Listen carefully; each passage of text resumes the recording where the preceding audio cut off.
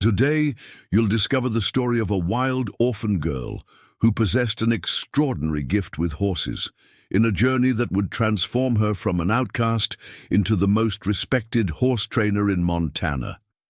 Get ready for a narrative full of courage and unexpected turns.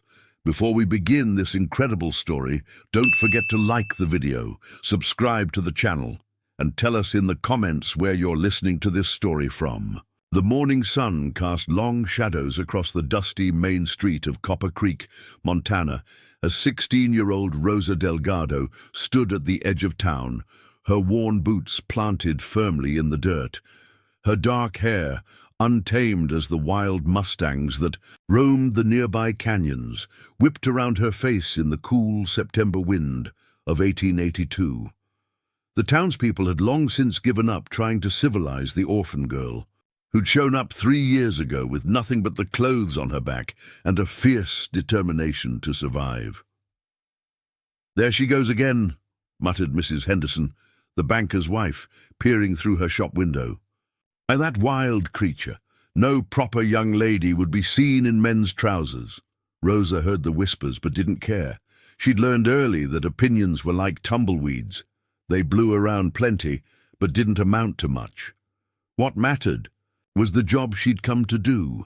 The Garrison Ranch had posted a notice, $50 to anyone who could break their new stallion, a massive black beast they'd captured from the wild herds.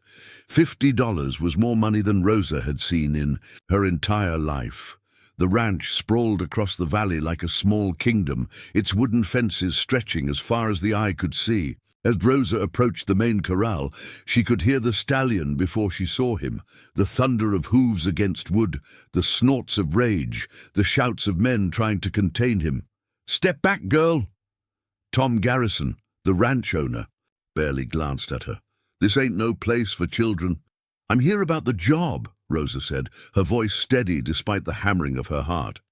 The men around the corral laughed. You couldn't break a pony, much less Diablo here." Rosa ignored them, her attention fixed on the horse. Diablo was magnificent, 18 hands of pure muscle and fury, his coat so black it seemed to absorb the light. His eyes rolled white with fear and rage as he crashed against the fence, sending splinters flying. "I said get back!" Garrison roared, but Rosa was already climbing the fence. From the shadow of the barn, a figure watched in silence. Jake Sullivan, the ranch's most experienced hand, leaned against the wall with his arms crossed.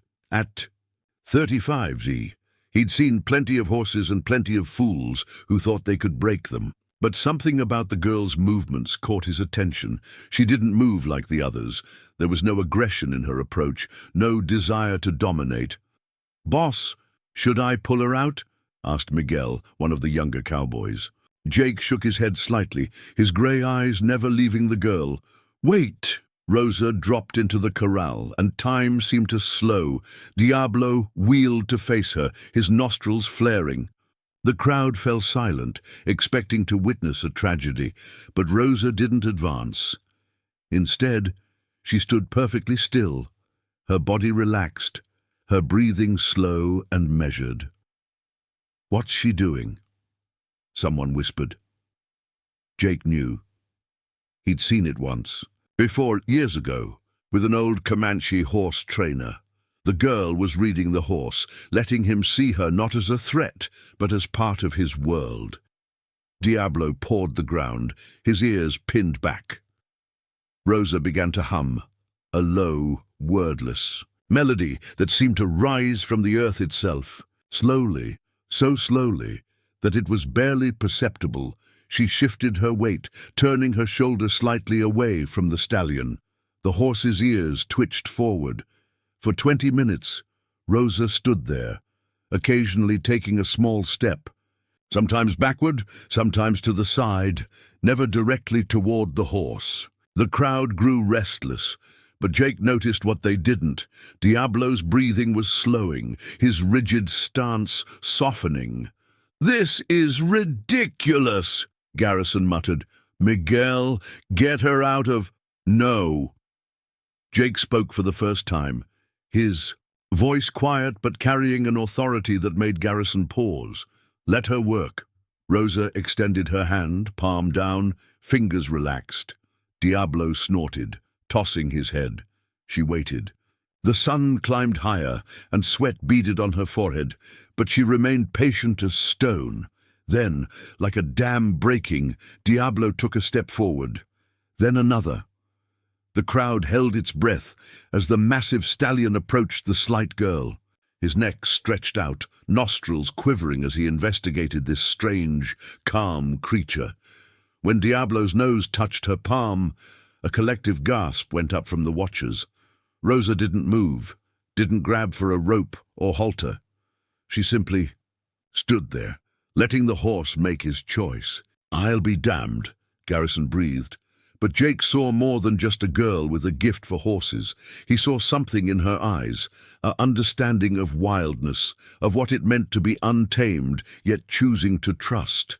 He'd been looking for someone to help him with a project, a dream of creating a different kind of horse ranch, one that worked with the animals, nature, rather than against it. He'd thought he'd have to do it alone. Rosa spent the next hour in the corral with Diablo, never once reaching for a rope or whip. She moved around him in a careful dance, teaching him through body language that she was neither predator nor competitor. When she finally slipped a simple rope halter over his head, the stallion didn't fight. He followed her around the corral like a giant dog, his eyes soft and curious. "That's $50 you owe the girl, Garrison," Jake said, pushing off from the barn wall. The ranch owner's face was a mix of amazement and suspicion. "That horse ain't broke. She just got lucky." "Lucky?" Rosa turned to face him, Diablo standing calmly beside her. "Mister, breaking a horse is what fools do.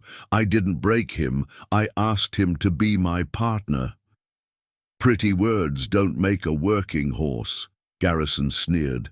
"Let's see. You ride him." The crowd murmured excitedly. Getting a halter on was one thing, riding was another entirely. Rosa looked at Diablo, then back at Garrison. "Today?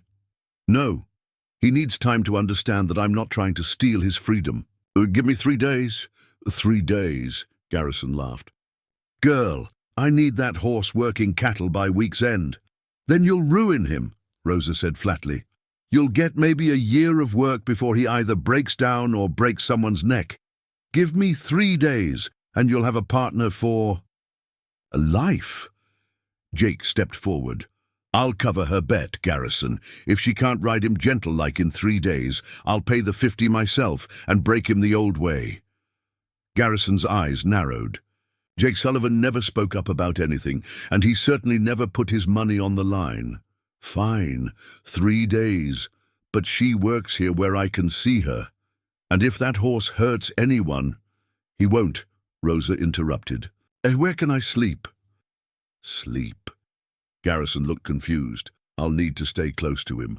Horses don't understand schedules. They understand presence." Jake pointed to the hayloft. "There's space up there. I'll have Miguel bring you." "Blankets!" As the crowd dispersed, Jake lingered. Rosa was already back to work, simply standing with Diablo, letting him graze while she held the lead rope loose in her hand. "That was impressive," he said finally. Rosa glanced at him, taking in the quiet cowboy with the weathered face and steady eyes. Unlike the others, he didn't look at her with mockery or disbelief. "You've worked with horses the old way." "All my life. Until about 5 minutes ago, I thought it was the only way." "It's the only way most people know," Rosa said. "My grandmother taught me different. She learned from her grandmother, who learned from the Pueblo people. They said horses have souls, just like us. You can't break a soul without destroying what makes it valuable." Jake nodded slowly. "Your grandmother, where is she now?" Rosa's face closed off. "Gone. 3 years passed. I'm sorry. Hey, don't be. She lived free and died the same. That's all anyone can ask for." They stood in comfortable silence, watching Diablo explore the limits of his rope, no longer testing it, but simply understanding it. "I have a proposition." "For you?" Jake said eventually. But let's see how these 3 days go first. Rosa studied him. You're different from the others. Maybe, or maybe I just recognize another outsider when I see one. That night, Rosa made her bed in the hayloft, positioning herself where she could see Diablo in the corral below. The ranch hands gathered in the bunkhouse, their voices carrying on the night air. $20 says she gets herself killed. She heard someone say, "You're on. That girl's got something. Did you see how Diablo just walked up to her?" "Luck," another voice insisted. "Pure luck." Rosa smiled in the darkness. Let them think it was luck. She knew the truth. There was no magic to it, just patience and respect. Things most people were too proud or too hurried to offer. She must have dozed off, because she woke to the sound of distress from below. Diablo was pacing the corral, whinnying anxiously. Rosa climbed down quickly, her bare feet silent on the ladder. "Hey, boy," she called softly. "What's wrong?" The horse rushed to the fence, his eyes wide. Rosa slipped into the corral and saw the problem immediately. His water trough was empty and the pump handle was broken. "Those idiots," she muttered, knowing the ranch hands were supposed to check the water before bed. She grabbed a bucket and headed for the well near the main house. As she pumped water, a figure emerged from the shadows. "Jake, carrying his own bucket. Saw you heading this way," he said. "Figured you might need help." Together, they filled the trough, Diablo drinking deeply while Rosa stroked his neck. "You were watching?" she asked. "Old habit. I like to check the stock before I turn in." He paused. "That was a lie. I was watching to see what you'd do. And now I'm more certain than ever that I need to talk to you about that proposition." Rosa waited, her hand still on Diablo's warm hide. "I've been saving for 5 years, Jake said. "Got enough to buy a small spread up north, near the Blackfoot Reservation. I want to start a different kind of operation, catching and gentling wild horses using methods like yours, then selling them to folks who want a partner, not a slave." "Why tell me?" "Because I can't do it alone. I need someone who understands horses the way you do, someone who isn't afraid of hard work or hard times, someone who doesn't fit in here any more than I do." Rosa was quiet for a long moment. "You don't know anything about me." "I know enough. I know you're alone, you're skilled, and you're wasted in a place like Copper Creek where people see you as entertainment at best, a nuisance at worst. And what would people say about you be partnering with a wild orphan girl?" Jake's smile was barely visible in the moonlight. "Probably the same things they already say about a man who'd rather read books than drink whiskey, who saves his money instead of spending it on cards and women. I stopped caring about their opinions a long time ago." The next 2 days passed.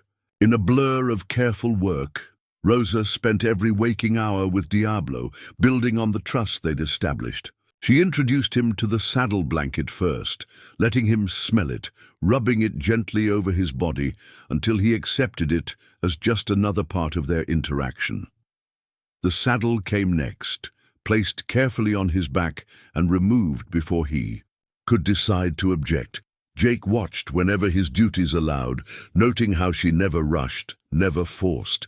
When Diablo showed signs of stress, pinned ears, tense muscles, she immediately backed off, giving him time to process. "You're spoiling that horse," Garrison complained on the second evening. "At this rate, he'll be too soft for real work." "Define real work," Rosa challenged, not taking her eyes off Diablo as she led him around the corral with the saddle on his back. "If you mean terrifying him into submission so he'll run himself to death chasing cattle, then yes, he'll be too soft for that. If you mean having a horse who'll work with you because he chooses to, who'll give you his best effort because he trusts you, then no." "Pretty philosophy," Garrison spat. "Oh, but ranching is hard business. We need horses that—" His words were cut off by a commotion from the far pasture. Cowboys were shouting, and dust rose in a cloud against the evening sky. "Stampede!" someone yelled. The yearlings broke. "Through the north fence," Garrison cursed. "All hands, get mounted! We need those cattle before they scatter to hell and gone." The ranch exploded into activity. Cowboys ran for their horses, saddling in record time. Rosa watched the chaos, her hand steady on Diablo's lead. "This is what I mean," Garrison shouted at her. "Real work, life and death. Your gentle methods won't help when—" "I'll go," Rosa said quietly. "What?" "I'll ride Diablo. We'll help bring back your cattle." Garrison's laugh was harsh. "You haven't even sat on him yet." "No," Rosa agreed, "but he trusts me, and I trust him. That's more than most of your riders can say about their mounts." Jake appeared at her shoulder, already mounted on his bay gelding. "Let her try, boss. We need every rider we can get." Rosa looked up at Jake, seeing something in his eyes, not just belief in her abilities, but a challenge. This was the test, not just of her methods, but of her courage. Without another word, she led Diablo to the mounting block. The stallion stood rock still as she swung carefully onto his back. For a moment, everything hung in balance. Diablo's muscles bunched beneath her, and she felt his uncertainty. "It's all right," she murmured, her hands light on the reins she'd fashioned from soft rope. "We're just going for a ride, together." Diablo took a tentative step, then another. Within moments, they were moving smoothly across the yard. Rosa didn't have time to savor the victory. The dust cloud from the stampeding cattle was moving fast toward the canyon lands. "Can you handle this?" Jake asked, pulling his horse alongside. "We're about to find out." They rode hard toward the chaos, and Rosa discovered that Diablo, despite his recent captivity, hadn't forgotten how to run. He stretched out beneath her, his powerful stride eating up the ground. More importantly, and he responded to the slightest shift of her weight, the gentlest touch of the reins. The yearling cattle were scattered across a mile of broken country, running blind with panic. The other cowboys were trying to turn them, but their horses, trained through fear and force, were fighting them as much as helping. "We need to get ahead of them," Jake shouted over the thunder of hooves. "Turn them before they hit Devil's Canyon." Rosa understood immediately. If the cattle reached the canyon, they'd scatter into a maze of arroyos and box canyons. It would take weeks to find them all, and some would die in the treacherous terrain. "Diablo," she said, leaning forward, "show them what you can do." The stallion seemed to understand. He surged forward with a burst of speed that left Jake behind. Rosa had never ridden anything so fast, so powerful, but instead of fear, she felt exhilaration. This was what Diablo was born for, not the confines of a corral, but the open range, the wind, the chase. They swept past the other riders, past the fleeing cattle, positioning themselves at the head of the stampede. Rosa could see the canyon approaching, its edges dropping away into darkness. "Now," she called, and turned Diablo sharply to the left. The stallion pivoted like a cutting horse, placing himself directly in the path of the lead steers. For a heart-stopping moment, Rosa thought they would be trampled. Then Diablo did something extraordinary. He screamed, a wild stallion's challenge that cut through the chaos like a blade. The lead steers veered away from this sudden apparition, turning left as Rosa had hoped. The rest of the herd followed, their blind panic becoming a controlled curve away from danger. "Oh, keep them turning!" Jake appeared on her right, his face alight with admiration. "We'll make them circle back." Together, they worked the edges of the herd, gradually tightening the circle until the cattle's run slowed to a trot. Then, a walk. The other cowboys fell in behind, their earlier skepticism replaced by amazement. As the dust settled and the cattle milled in a confused but contained bunch, Garrison rode up. His face was unreadable as he looked at Rosa, still mounted on Diablo, both of them breathing hard but calm. "That was—" he started, then stopped.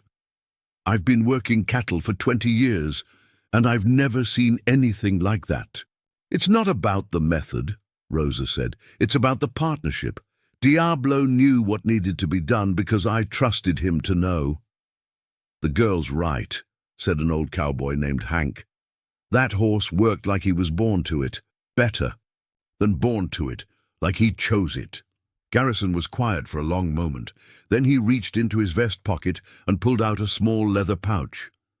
"You're $50, he said, handing it to Rosa. "And if you're willing, I'd like to hire you on permanent-like. You could work with all our horses, teach them whatever it is you do." Rosa felt the weight of the money in her hand, more than she'd ever owned. She looked at Jake, who gave an almost imperceptible shake of his head.